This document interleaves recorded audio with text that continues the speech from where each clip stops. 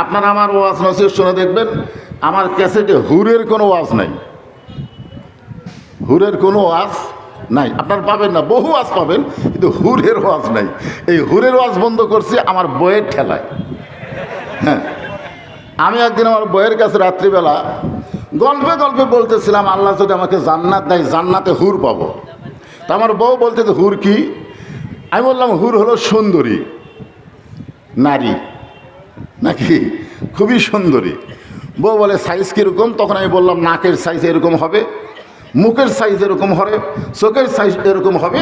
তাহলে তিনটা সাইজ বলতে বলতে দেখে বউ বালুস কম বগলের তলে নিয়ে বের হয়ে যাচ্ছে। আমি বললাম কোথায় যাও? বলে আপনি হুর নিয়ে থাকেন, আমার দরকার নাই।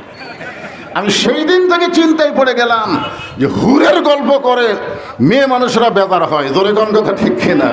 আমার মা বোনদের আমি বেজার করতে চাই না, এজন্য বলতেছি আল্লাহ কোরআনে বলেছেন লাকাদ খালাকনাল ইনসানা ফি আহসানি তাকবীম। মানুষকে অবশ্যই মানুষকে আমি সর্বোত্তম আকৃতি দিয়ে সৃষ্টি করেছি, বলেন সুবহানাল্লাহ। তার মানে বোঝা গেল এ আয়াতের শানে হুরের চাইতেও আমাদের বউগুলো সুন্দরী হবে যদি তারা জান্নাতে হয়। প্রত্যেকটা নারী জান্নাতে হলে আল্লাহ তাদের হুরদের নেত্রী বানায় দিবে। ধরে এখন সুবহানাল্লাহ। হ্যাঁ।